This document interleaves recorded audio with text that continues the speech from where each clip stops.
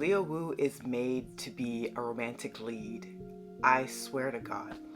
I have talked about Nothing But You more than once on this podcast, and I am coming to you now with my full final review of Nothing But You, of course starring Leo Wu and also Zhou, Yutong, and I have just a lot to say about it.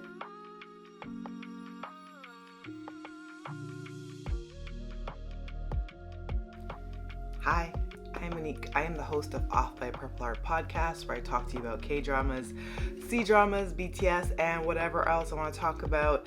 And I'm coming to you with my final review for Nothing But You. This has been long overdue.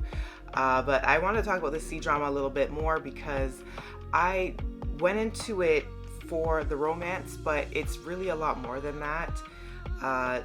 It's very much a character building drama. It's very character driven, and while romance does have precedence in the show, it's definitely not what you'll walk away with. You'll walk away with just having the two lead characters have so much personal growth, and even a lot of the side characters, even like the secondary, tertiary characters, all have their own personalities and their own quirks, and they all have their own growth arcs and journeys.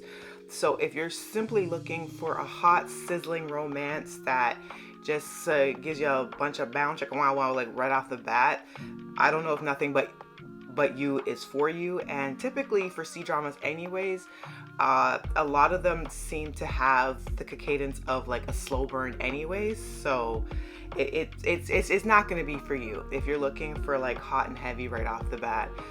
And I went into it not necessarily expecting that. I just expected that because Leo Wu, who is my main guy, and I probably should change the podcast name to Off by Leo Wu's Heart. I went into it wanting like his smolder and intensity, but I came away with a lot more. I actually really enjoyed that I got to see a more different side to him in this show a lot. He got to be a lot more slapstick and goofy, and I feel like this is probably the most grounded and realistic character that I've seen in him yet. I know there's still a lot of work from Leo Wu that I have not watched yet, but he got to be a little shit sometimes in this show. He didn't always get his way. The character was really young. In majority of the story, he's about 23, and he wasn't perfect. He would mess up. He would be a kind of stubborn jackass sometimes in the show, but he still had a lot of love and a lot of care in the character that he played, Song Sechan. And I really like that I got to see a more multifaceted character that was grounded in reality. I think Leo Wu was absolutely built for romance, and he hasn't let me down yet in any of the roles that I've watched him in. But I like that he is such a character grounded in reality that, his character in Amidst a Snowstorm of Love was almost too perfect to be unrealistic, right? And then, of course, the historical dramas, it's just going to be entirely different, playing field, right? But we got to see him in like a really modernized role, and he got to play up to his youthfulness, and I really, really enjoyed him in that. Zhou Yutong as well, I think, was a great romantic lead for him. I absolutely love Nuna dramas, so I'm all here for the older woman, younger man subplots. I'm all here for it.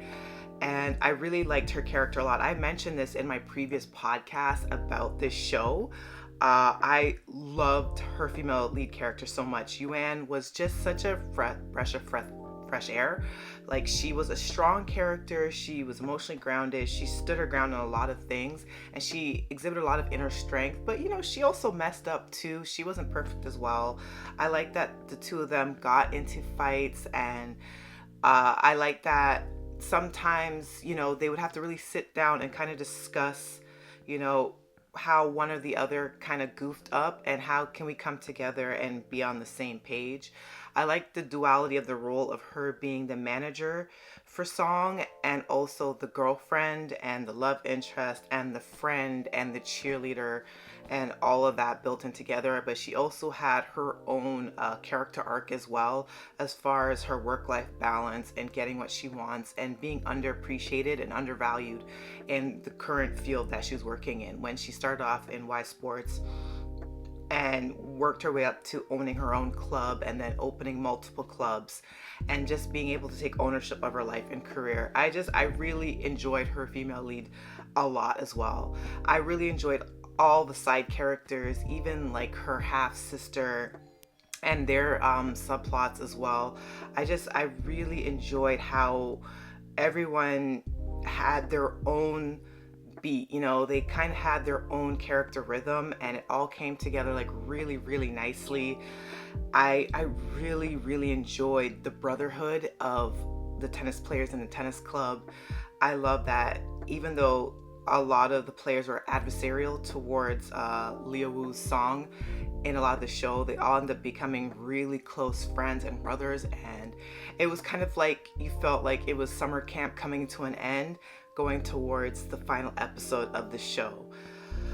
I enjoyed a lot of it. I will say the romance was really, really sweet and really cute. The only part that I'm kind of remiss about is I wish they kind of leaned into the sensuality a little bit more. I feel like it was a slow burn, which totally made sense with the characters and the storyline, and of course Liu Wu's character transitioning from being a badminton player and all the trauma that he experienced to becoming a tennis player. It would make sense for them to be completely romantically entangled. I had mentioned in the previous podcast, it was about episode 12 where the things really start to pick up and you really got to see some steam. And it really came to a head by episode like 20 to 21, if my memory serves me correctly. And then it kind of dips here and there. It kind of fizzles out, and it becomes more about their partnership and the struggles that they have towards bringing Sachan's character to being a professional tennis athlete, and him overcoming a lot of the psychosis that was preventing him from reaching his full potential. And when they were a couple, they were super cute, but I wish they could have leaned into sensuality a little bit more. And I know with C-dramas, I understand that there is that level of conservatorship, like there's that conservative level that has to be met because of the restrictions that are put on these productions. I understand with China it's going to be a little bit different as far as what's going to be shown, and I'm not saying this to say that it should be absolutely provocative and sensationalized and over the top, but both actors had that sensuality, and I wish because they were both adults in this relationship and they made that transition from being, mentor, mentee, manager and athlete, Yuan constantly pushing away and saying, I can't, he's too young, to them seeing each other as equals and adults. I wish we could have kind of leaned more into the adult sensuality. You know what I mean? Because I know even with restrictions that C-dramas have, they can still portray sensuality really well. And I know this because I literally just talked about Amidst the Snowstorm of Love. And as innocent and as sweet as that show was, when the show needed to be sensual, the show could be sensual, you know what I mean? And I wish we could have saw more of that, but I don't know.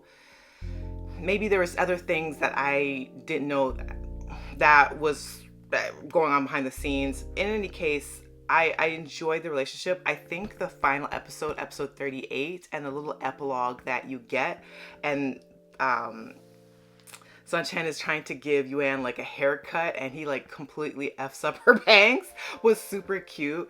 Would I have liked to have seen a wedding? Yeah, it would have been nice. Even like a proposal scene would have been really great, but their characters were so grounded.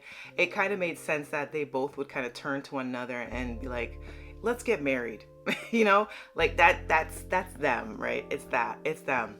But that was mainly my only quibble about the show, really, is that I wish that they could have leaned more into sensuality and we could have seen more of the romance once they were established as a couple, because it was cutesy. And there is that part in the show where Sanchen had to deal with like a major injury that could have been career ending for him, and then they had to kind of go away and be just by themselves, and obviously the focus was on his rehabilitation.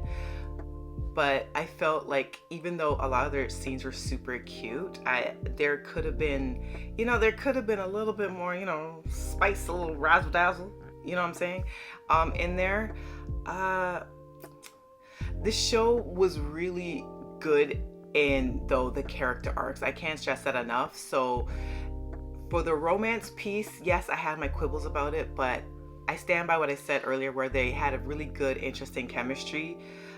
Definitely, I adored episode 12. I adore like the whole trope of her being like drunk and tipsy, him being a gentleman and escorting her home, and her just kind of getting into his space and leaning right into him and like kind of breathing on his neck, and seeing Sachin like visibly gulp. Like that moment itself was like so hot, and it wasn't like overt, you know what I mean?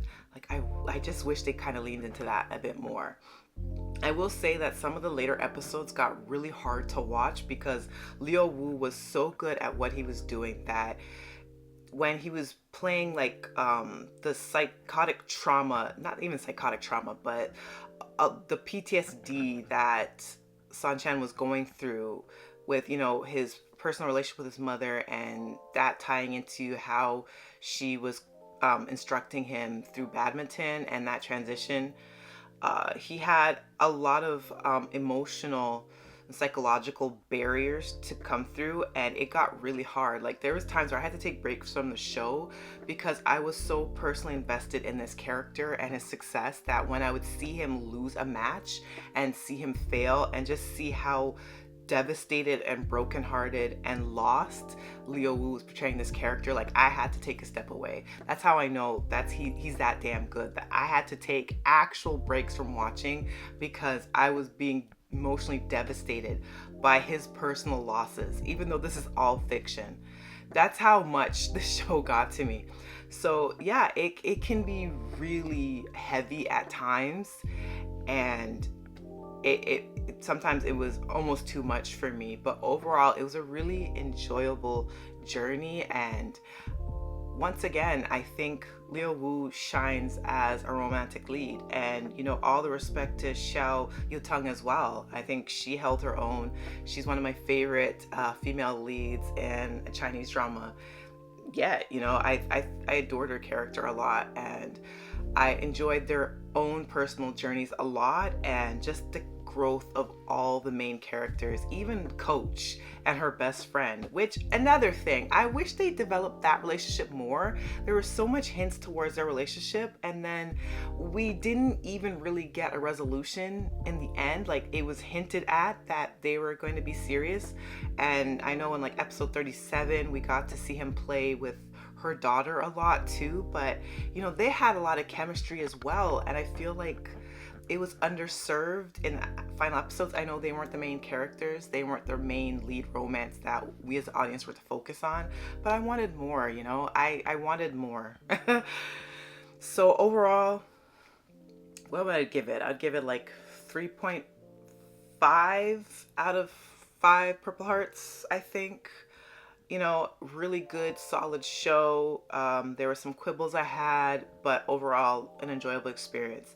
And I am once again convinced that Leo Wu can do no wrong. He is like the romantic lead, period. I will always watch a romance with him in it. And while he does amazing in action as well, and suspense, and he really brings it in historical roles and historical dramas, I hope he gets to do a few more contemporary romances. I really do. And good God, he's only like 24 right now. I can't wait till he's like in his 30s and he's like this dashing man. Like if you think he can smolder right now, like wait until he like hones his craft and he's like so much older. Oh my god, he's gonna be so hot. Anyways, all right, let me not let this turn into like a thirst podcast. I'm just gonna wrap it up. But overall, Nothing But You is an enjoyable drama. The romance was really cute, but it is really slow paced, and there is a lot of push and pull, and there's a lot of focus on the mental health of the characters, especially Song, like especially him, and it can be almost overwhelming at times. And the romance, once it really does kick off and they become a couple, it becomes a lot more cutesy versus really leaning into the adult sensuality, which I wish they kind of leaned into more, because both actors had the chemistry, and I think they could have played around with kind of the censorship that happens in a lot of C-dramas and still make it work. But that's just my own personal quibbles. But I enjoyed my journey. Let me know your thoughts down below if you're watching this via YouTube. What did you think about Nothing But You? I've had some commentary already on my previous episodes about this show, and I was mistaken when I said that the show, ratings wise, I thought wasn't really there. It was pretty big in its original airing, but it was like right off the heels of Love Like the Galaxy as well. I was more thinking of what I was seeing like on Viki. Viki is typically where I watch a lot of my C-dramas, and this is not sponsored, I promise. It's not. It's not. And I was like, this should have like a higher rating, like as far as like the user data input, but I was corrected multiple times. I'm glad. But yeah, more romantic lead dramas for Leo Wu, more Nuna dramas in general. Zhou Yutong was fantastic, and I loved her in this role as Yuan a lot in this show. I think she was a breath of fresh air. The side characters and the side plots were also engaging. It's just overall a well-rounded, character-driven drama with a splash of romance. So that's it. If you're listening via Spotify or Apple Podcasts, I love you so much. I appreciate you. Let's believe I'm going to be reviewing a lot more C-dramas going into the second half of this year, leading into the summer. I've already started The Long Ballad, which coincidentally enough also stars Leo Wu, because yeah, I'm going to be watching a lot of his stuff, and I'm going to have more coming down the pipeline. So until the next episode, bye.